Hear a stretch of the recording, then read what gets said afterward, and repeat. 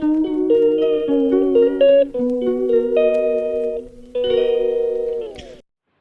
Morning বন্ধুরা, শুভ সকাল ও সোমা অভিজিৎ ব্লগে তোমাদের স্বাগত। তো আজ হচ্ছে বুধবার। তো আজকে ব্লগটা আমি এখান থেকেই শুরু করলাম। এখন বাজে ঘড়িতে সকাল 10টা। আর আমি অনেকক্ষণ ঘুম থেকে উঠে ঘর বারান্দা রান্নাঘর সব ঝাঁট দিয়ে ফ্রেশ হয়ে গেছি। এই যে আমার বিছানাটাও গোছানো হয়ে গেছে। এইবারে গোছাবো আমি এই জামা কাপড়গুলো। তো জামা কাপড়গুলো গুছিয়ে